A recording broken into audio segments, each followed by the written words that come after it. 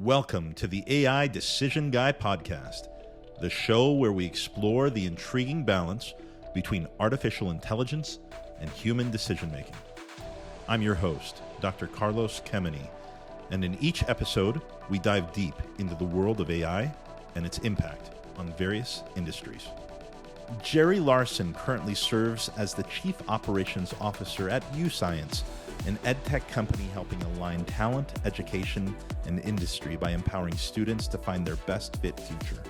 Prior to UScience, Jeri has been in multiple executive roles across a variety of industries, including Senior Vice President of Sales Ops at MX, VP of Strategy and Analytics, and VP of Client Engagement and Success at Scipio. In her career, Jeri has had the opportunity to meet organizational needs from the perspectives of sales, CX, ops, and L&D in both the public and private sectors. Recently, Jeri has been featured as number 8 on Women We Admire's Top 50 Women Leaders of Utah list and believes better talent and people management is the key to creating better client experiences. It is a tremendous pleasure to be here with a good friend, Jeri Larsen. Jeri, thanks for joining the podcast. Absolutely. I'm flattered to be asked. Today, one of the things that really excites me about our conversation is being able to dive in to education. And you're doing a lot of incredible things right now and creating pathways of learning and success for careers and linking that to education, an area that I'm very passionate about. Clearly, throughout your career, you've done a lot of this. You've built educational pathways for tech companies, and now you're doing this in the education space. I think you started there as well. And so let's dig in a little bit about why is this your passion? What are some of the things that are shifting? Because there's a lot of shifting happening right now with AI and the industry, but we'll dig in, of course, into how you're doing this right now in your current role. Yeah, absolutely. So, as you say, I started in the instructional space and in defense acquisition, and I'm kind of torn because AI would have been incredibly helpful as I was writing proposals in defense acquisition. I can't even, imagine how much easier that would have made my life. At the same time, I was an English teacher at the same time at the university level, and it was really easy for me to be able to identify when my students had plagiarized. I cannot even imagine trying to teach English 99 right now. It sounds a little bit frenetic. So, but yeah, I've been able to see where AI has been able to play originally as it started out as machine learning. When it was first being discussed in the early 2000s and being able to say, look, we have machine learning models and anything that you pull into your learning management system can then be identified, whether it's good or useful or helpful or whatever. And that was so mind-bending at that time to be able to rank something and decide if something was going to be helpful and then serve up new content based on someone's interest level. And now that's old hat. And of course, that's how things work. And all of us get hit up on Instagram all the time. And Instagram is very aware of my shopping habits and unfortunately serves that up to me so nicely now. So I've seen it in all different ways. But in terms of an education model, we like to think that the way that we're using AI is an incredibly helpful way that's going to make it so that students don't have their decision-making power taken away, but actually have it augmented. So tell me a little bit about how UScience does this. So you have AI operationally. Let's talk about that. Let's talk about it in the product. Give us some thoughts on how you're using it. What's the best ways that you see this helping students in achieving success? Yeah. So for those who are unfamiliar with what we do, UScience has a platform that we call BrightPath. And in BrightPath, essentially, it starts out with students taking an aptitude assessment. And it is anywhere between a 60 and a 90-minute assessment that is based on science and psychometrically proven aptitudes. Those aptitudes are very different from interest because interest is, hey, my aunt is, a pilot. I think I should be a pilot, right? And that's very different than knowing actually your brain says that you should really be an engineer or a welder because you like to build big things. So knowing how to be able to take that from a personal experience of I'm taking this written aptitude assessment and being able to instead put it in a platform where the entire world could access it. Every single student, every single person who's starting a second chapter in their career every person who just went through a RIF, everyone who is coming back for the returnship, having been the stay-at-home parent, anyone who's coming from a penitentiary or some sort of correction system who needs a new chance at life. Anyone can be able to take this and know whether or not they are heading in the right direction. Then what we've got other tools for educators, it comes down to work-based experiences. It comes down to certification exams and being able to say, hey, I know that this is going to be my pathway. I'm going to try some of these things out. And before maybe I get to my post-secondary education and figure out exactly where my path should lay and then head in the right direction. We believe that we don't actually have in this world. We simply have an exposure gap because we're not pointing folks in the right directions to be able to fulfill everything that they need to do. So I think it started in the student space. You're talking about now these expansions into the professional side, which is very exciting. And you've alluded to some of the things that a lot of people are experiencing right now. The riff, this thought of, hey, and that's a challenging situation to be in for a lot of people. You second guess yourself. You try to figure out, am I really in the right place? It's interesting. And so when you talk about a guidance mechanism, somebody to lead you today, you go to friends, you go to your support, but what if you don't have as much support? Then what? Yeah. Or even if you do have support, they're telling you what you want to hear. And so then you're second guessing that too. And so this idea of having a guidance, a mentor, something that can be objective based, looking at aptitudes, that's a brilliant way of looking at this. Have you found that expansion from student? And I believe I'm saying this right. You correct me if I'm wrong, but going from the student now expanding out, that this is something that you're seeing is necessary in the world. There's a lot of people that need this and want this. Yeah. And just like any business, we've had to attack our first easiest spot to land, right? Students are it. If we can start with them in 7th grade, we can make sure that they take amazing CPE classes as they go through at high school. And then when they come out the other side, then they're already headed in the right direction. So we did start there. And, that's our bread and butter right now, is living in that secondary space. However, then what happens when employers on the other side are like, hey, if we could make sure that these students are coming out of school with these aptitudes and these certifications, can we hire them tomorrow? Right. And can we get them instantaneously because I needed them last week? So it is a really great symbiotic relationship that we have with employers as well. But our career recommendations, they take multiple values into consideration, using huge amounts of data from different sources. So that allows our algorithm to deep dive into the students' aptitudes and recommend careers that they honestly have never even considered or been aware of. And the models are updated periodically, obviously, to make sure that we're always making the best career recommendations to inform student decisions on their journey. And, whether that means that they're hitting graduation knowing exactly what college they're going to, or whether that means that they're hitting graduation into some sort of post-secondary education that is going to end in a certification. It doesn't matter. That they need to know and sort of know where they're going to head. We'll continue to train them as more data becomes available to make sure that the recommendations are even more unique and relevant to each student. So in that case, as they take these aptitudes that have been psychometrically proven, it spits out for them, here's the best careers based on your aptitudes. Here's ways you can talk about how your brain works. Here's how many of those careers exist in the United States right now. Here's the pay range for those careers. Here's what a day in the life looks like in those careers. And here's some of the majors and things like that, the educational choices that you can take from 0 to 3 years up to a postgraduate degree to be able to get you in a career like that. And as you're aware, like being able to say, this is the path to CEO doesn't really exist, right?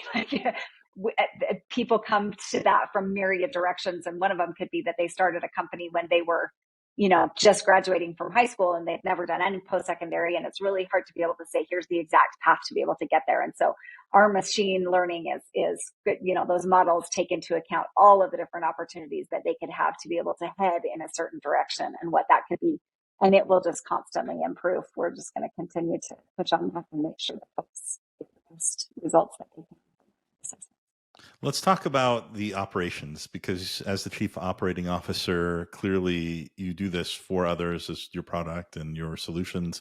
But let's talk about this internally. How do you leverage AI today for operational reasons? And what are the types of decisions that you're making through AI?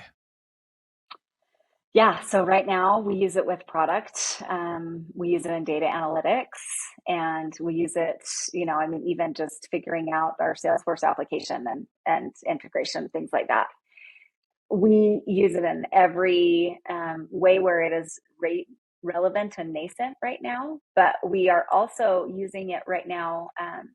It's not taking the place of our decisions. It is currently a tool that we are using to do that. So my son just bought an electric bike today. And, big decision, big purchase for for a kid who's only had a job for 6 months is kind of a big deal. And as he is considering it, my thought was, you know, bikes are amazing. Bikes can get you from point A to point B, especially when you're not old enough to have a license yet, right? I think several folks have heard about bike face from, there's been a recent, Reshma Muzajani has done the imposter syndrome thing at her commencement speech at Smith, and it was amazing about bikes and how that forwarded things for women just in general. As we think about a bike, it is a tool. Get on a bike and you're able to go from one place to another, and it's amazing. But your muscles are strengthened using that tool. It makes things faster, it makes things easier, but you still have to pedal it and you still have to direct it in a certain way. So as my son was purchasing his electric bike today, I thought, there are muscles you're not going to develop when you're not pushing yourself up that hill. And, I love it that he's feeling empowered and that he can go from point A to point B. I love that he's using the new version of the tool. But as with all of us, we have left the proverbial fields and come into offices. And instead of being able to say we are kept fit and in shape just because of the fact that we go to work every day, instead, all of us have to have, gym passes or go running or spend time on a rower or whatever that may be to be able to use those muscles that don't get the same kind of exercise. So with AI, we are using it as our tool right now. We are still using it as our bike. And we are using it when relevant. And sometimes we use the electric bike because it's just a little faster. And sometimes we're still pedaling. But right now, we're just using it as the bike. We are not in the self-driving car that can totally take us from point A to point B without us doing anything just yet. So let's talk about why.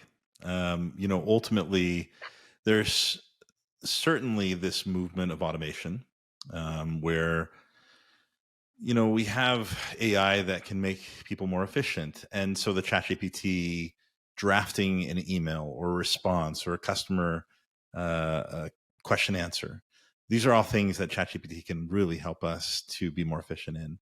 But I think you're talking about this aiding, this empowerment, this tool that can help someone make better decisions. And what specifically prevents us or prevents you from just making that shift from automation to now decision making, automating that decision? Yeah. Um, this is going to sound trite and cliche, Carlos. I hesitate to even say it just yet. Eating my words in a year. There is a bit of instinct. There is a bit of experience. There is a bit of EQ. And I know that our AI is going to get as close as possible to that. But as much as you can make it aware of EQ, at this point, I don't know that it can employ it 100% as a human.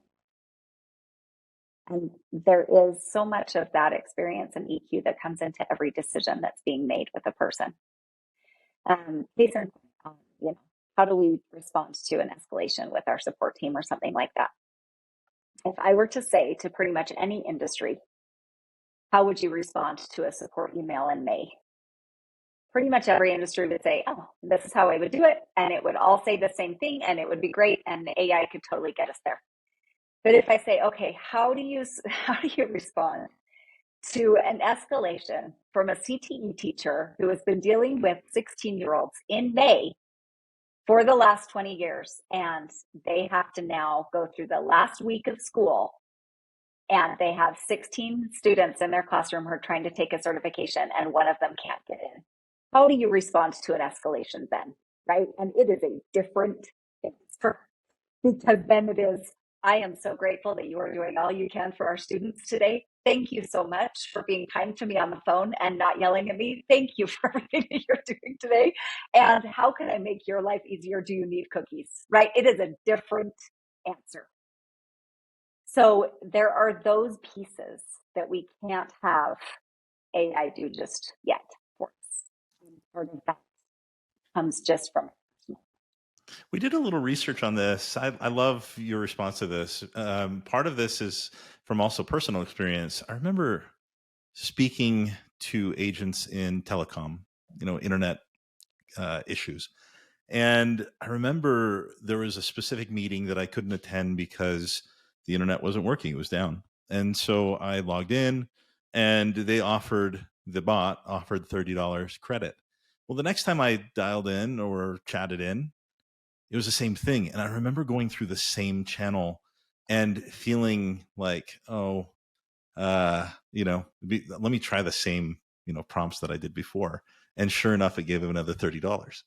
And so it was really funny because in that instance, it taught me an important lesson and tested a theory, which is when you have a demand for something, when something goes wrong, the more unreasonable demand, the more that you want the bot to be the response. And the more that you want that to then elicit the objective that you have. If you're asking for unreasonable things as a consumer, you don't mind talking to a bot because you know it's a bot. And why not ask for it? And if it gives it to you, fantastic. Where this EQ comes in, and I'd love for you to comment about this, is when things aren't resolvable in the way that one wants. Southwest Airlines was a good example of this. I want to get home, and there was no solution. And the bot was not the answer there. What you needed was somebody to emotionally respond, somebody to say, I'm trying the best that I can, I'll call you back. And that goes a long way. I mean, you've been around this, you've led operations in this way. And I think, from that standpoint, I can validate that piece. But is that the emotion you're talking about? Is this psychology, the emotion, the piece that consumers want to see is somebody feeling bad and trying the best that they can. And that's much better than a robot, which actually numbs that and makes you feel as a consumer that nobody's doing anything for you. Yeah. Well, I think there's two pieces to that. One of them is if we are behind a screen and we are only ever dealing with somebody on a screen, it is a lot easier to have no filter. Right. Facebook has proven this. There's a lot of things that are said on Facebook that would never be said face to face. There are a lot of complaints made on Instagram that nobody would ever say to your face, right? And that kind of filter that the screen provides us does take away a little bit of humanity. I think anyone who's trying to make a hybrid workplace work right now, it is harder to make real connections. It is harder to infuse assumption of good. It is harder to just assume the best of somebody if they're behind a screen all day than it is if they're one-to-one and personal. And so you're right, like there is a little bit of that, like how do we escalate behind a screen versus not.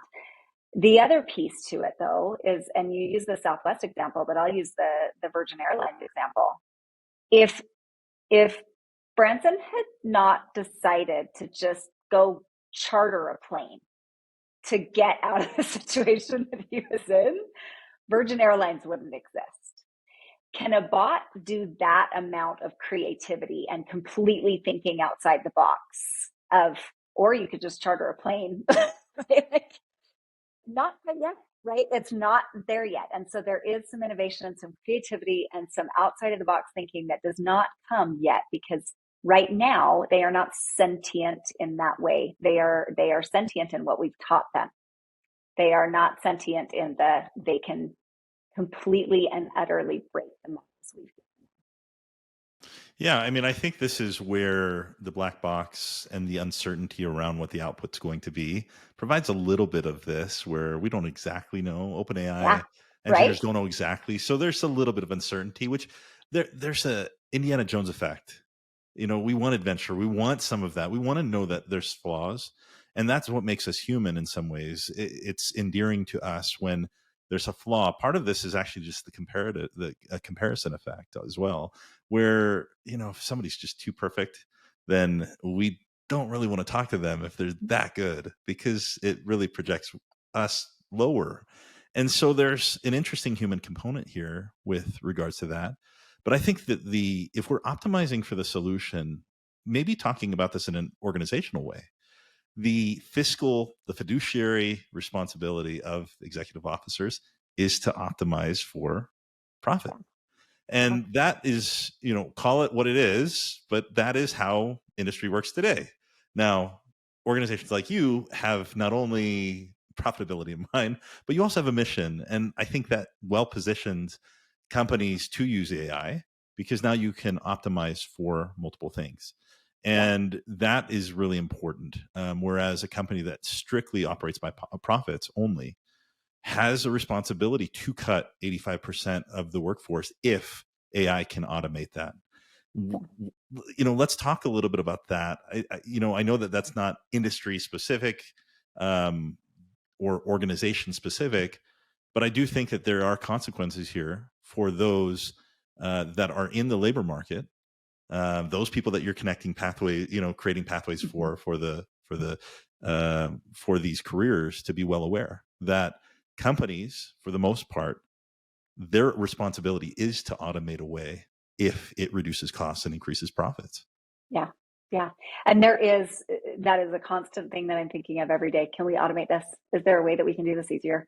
How can we possibly grab that one data column and join on it and make sure that the rest of our lives will get a lot easier because there's a unique identifier, whatever that may be. Someday I would love to know that it can assist me with HR, and instead of me getting 165 support resumes, it'll serve up and say, actually, these are the best 10. How much time would that save? That would be phenomenal. And none of us would be sad that we didn't have to go through all of those resumes, right? When can it clean up MQLs so that we know what our MQL scoring is? But how can it optimize it and that extra 4 layers so that then at the end our conversion rate skyrockets?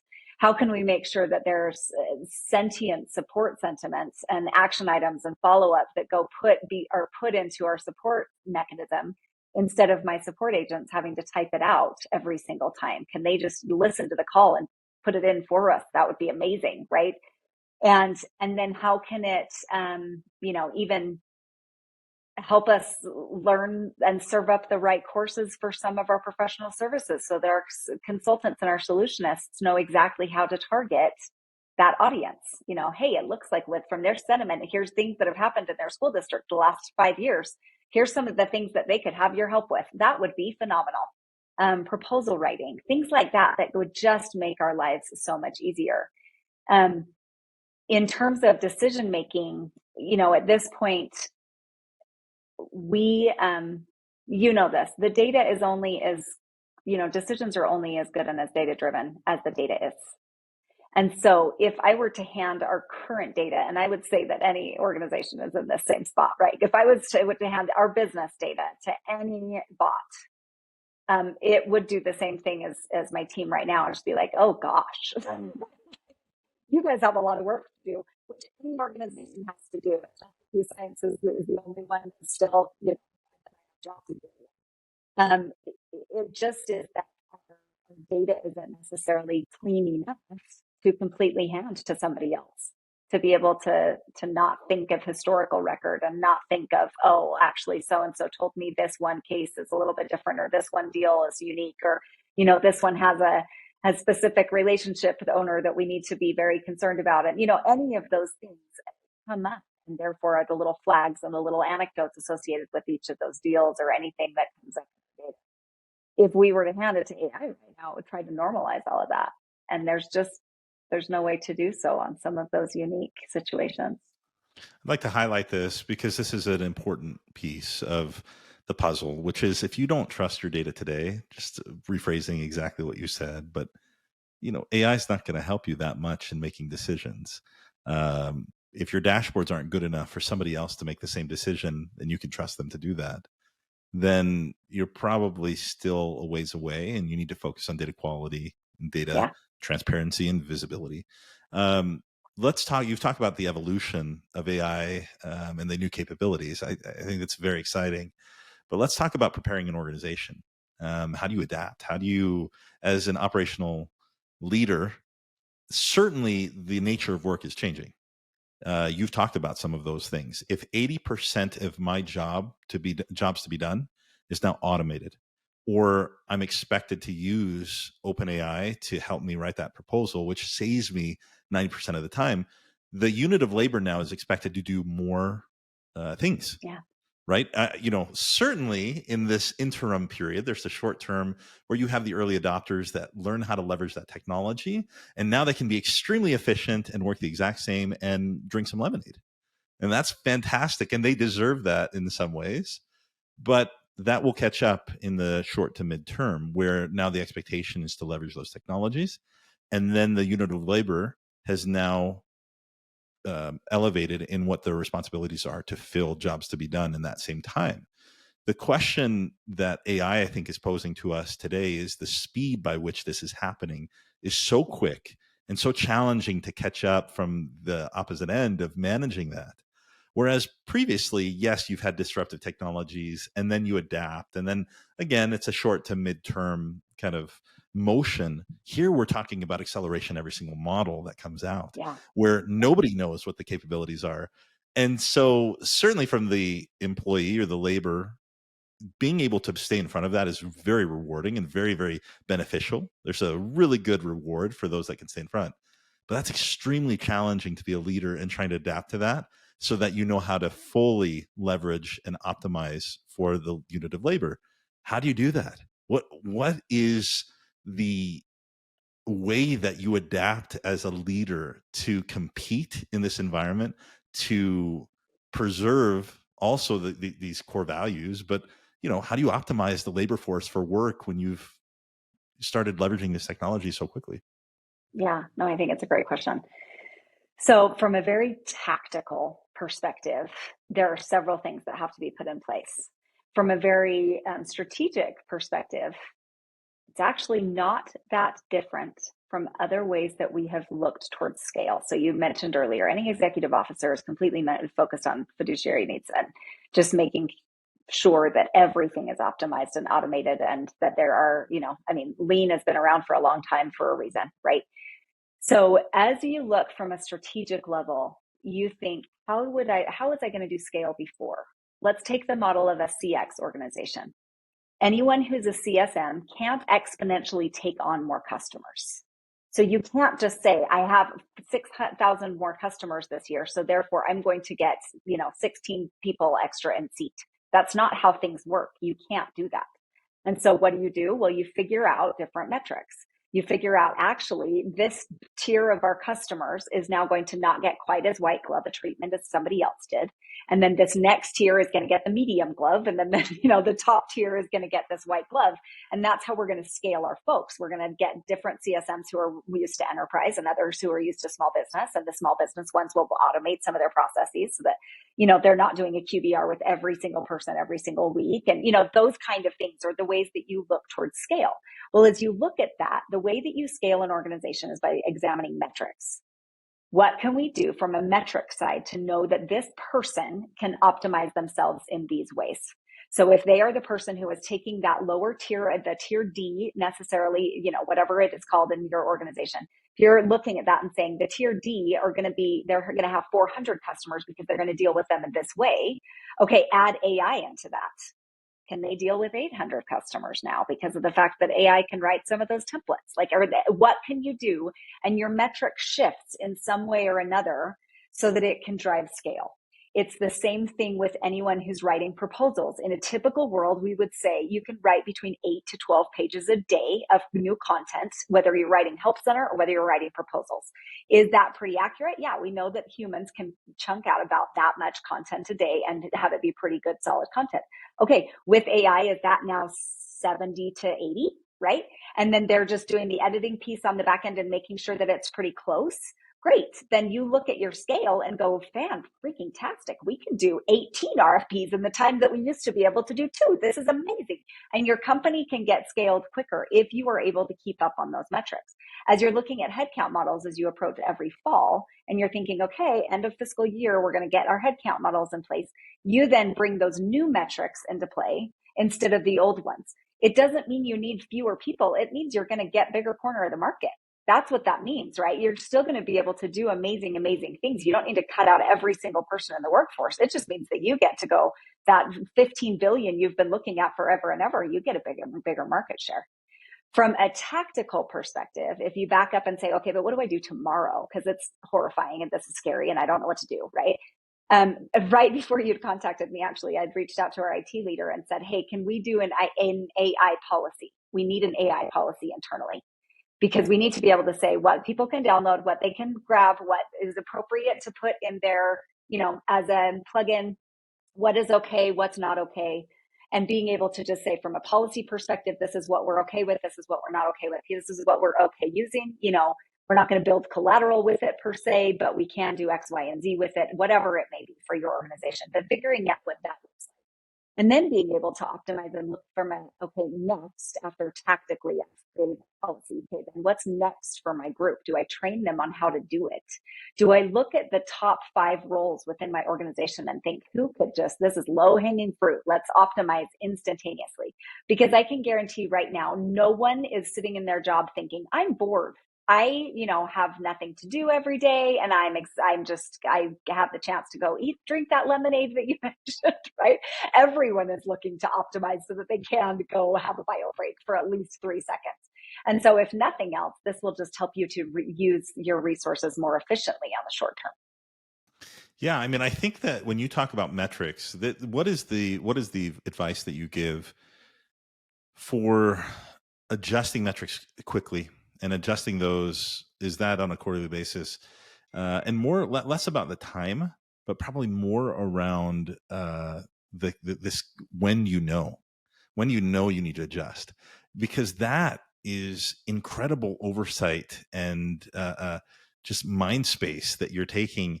And we see this in sales, for example, right, where the quotas probably become outdated, and this because everybody's getting them, and now it's easy and all of that.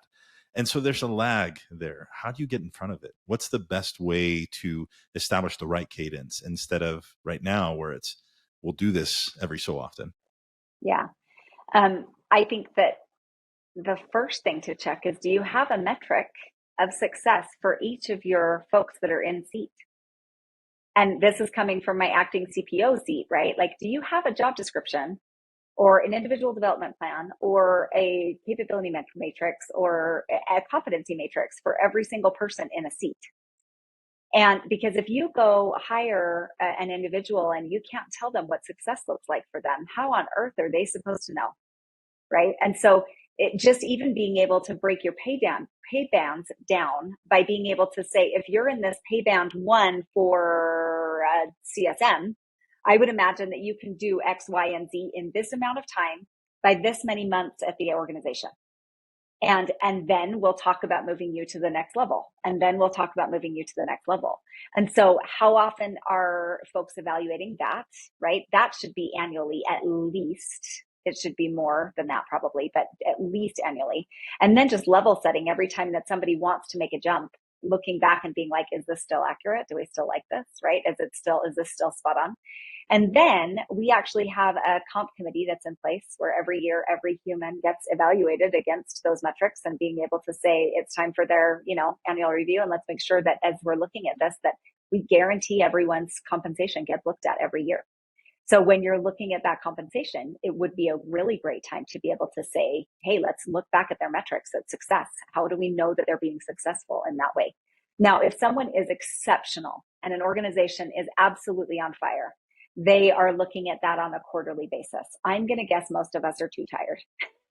I'm going to guess that most of us are looking at that on a semi-annual or an annual basis to be able to say, I already know all of my competency models are appropriate for this, and I figured out who's on the professional track versus the leadership track, and I've been able to give them succession planning, and I've been able to evaluate all of these things And then you're able to say, here's what success looks like for those people. So I would say it truly comes down to the maturity of the organization, the cadence at which it is realistic to ask for that, just that look.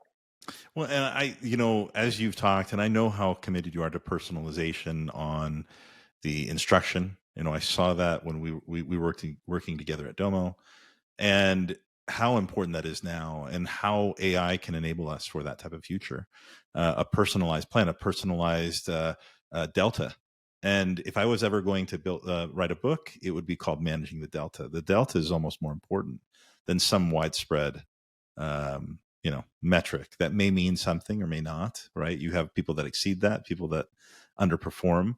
But if you can create a delta across the board, that's very powerful. That's powerful from a societal perspective in education.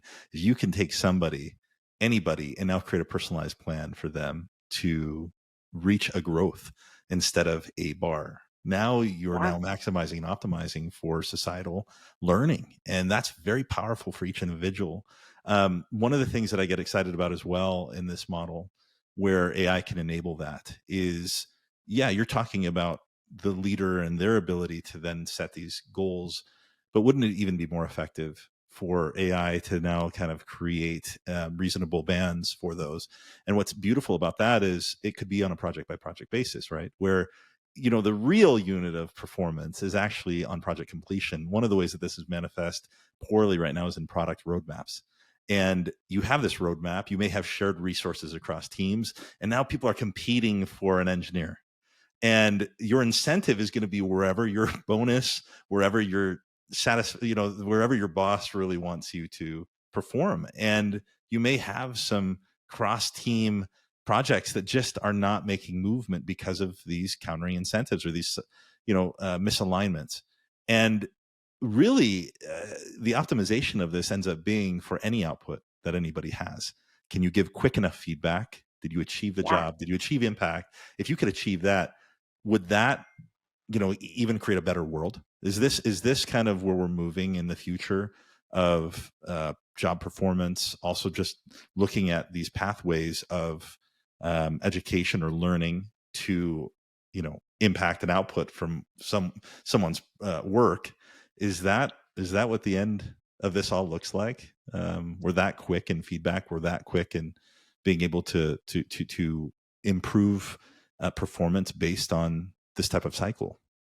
Well, and wouldn't it be amazing if product teams went into PI planning? And, right now we have a 2-week sprint, and each organization knows exactly what a 2-week sprint looks like for them. But how fun if that 2 weeks started looking like, actually, we finished that in 10 days. So let's try that. Maybe we can add a third again on top of that. And then actually we finish that third again on top of it in 10 days this time. So now next time, let's add another epic, a few more stories. Wouldn't that be amazing if we were watching that change come and could adapt just as quickly to say, okay, AI, put in our next 3 epics and let's see what we can get done in these 2 sprints. So it would be phenomenal if we could then have AI almost running itself in terms of, hey, we want to optimize these. Tell us the cadence at which we feel like we should make those changes. ChatGPT, what do you think? What do you think this is going to be, right? Like, how often should I go check on these things?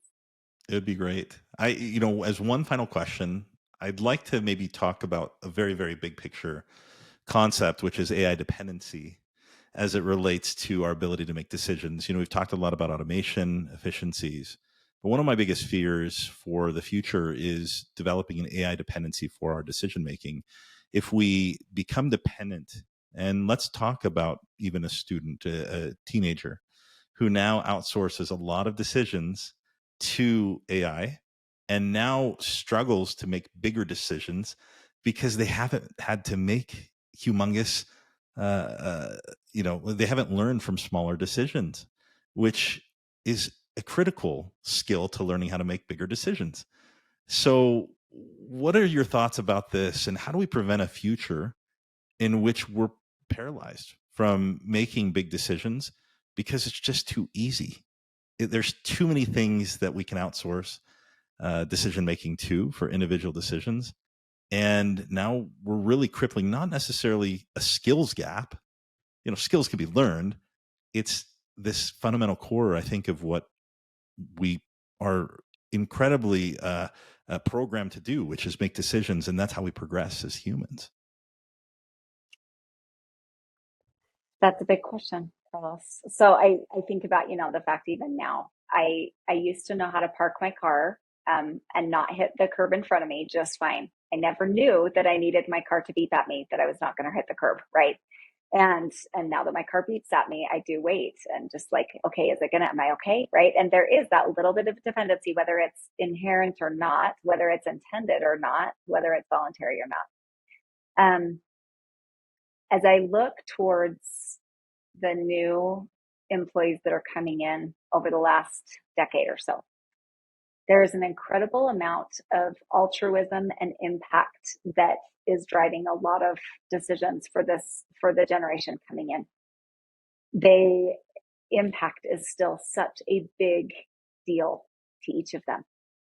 And again, I know I'm totally stereotyping and overgeneralizing, but in terms of just folks as they are searching for a job right now, impact comes in on almost every single interview that I do. I want to make an impact.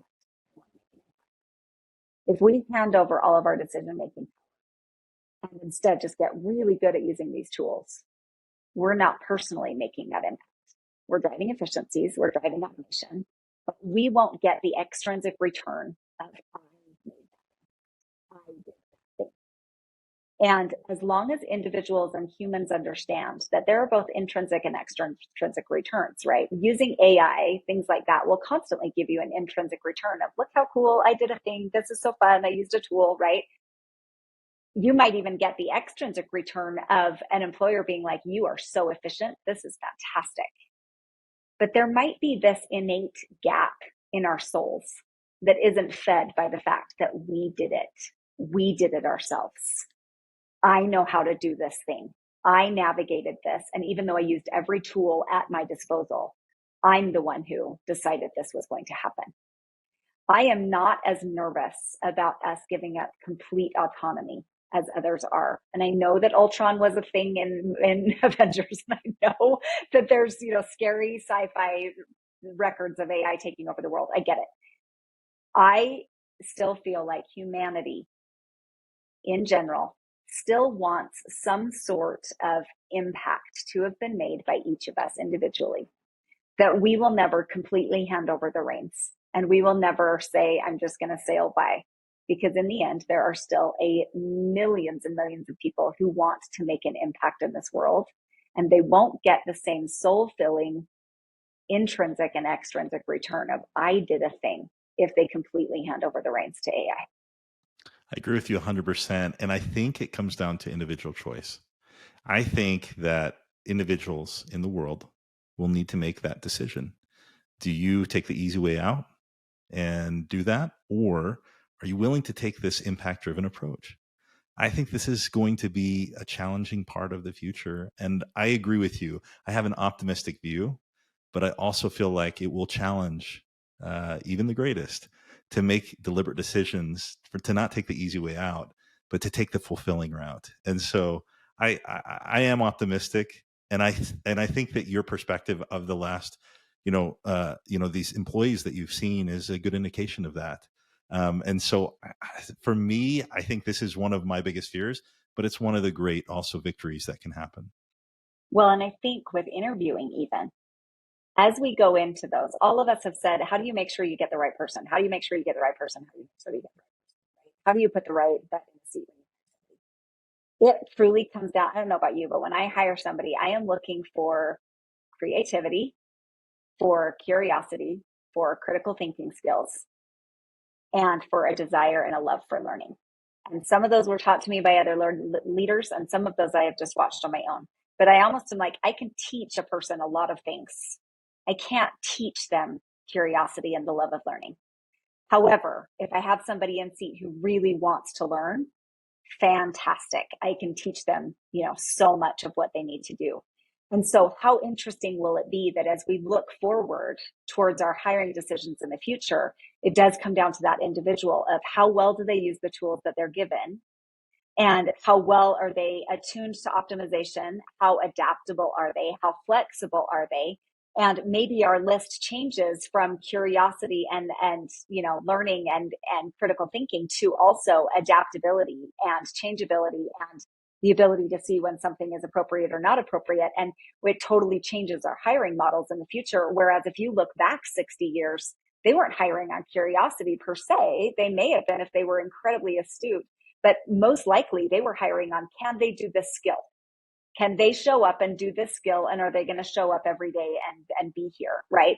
And we're hiring for completely different, almost EQ level things at this point to be able to know that they're the quotes right person in the seat. Is that going to change with AI? And to your point, are we going to be able to kind of filter out who would be the right person in the seat by those who will use the tools appropriately to actually empower them versus those who will use them to get by? What a wonderful opportunity to chat about these things. Jeri, you are phenomenal. I am grateful for your wisdom, for sharing your expertise, and for the vision that you have for the future and optimism. You are incredible. So thank you for joining me today.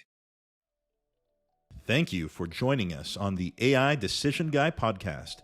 Don't forget to subscribe, rate, and review our show, and be sure to tune in to our future episodes as we continue to explore the ever-evolving landscape of AI and its impact on decision-making. Until next time.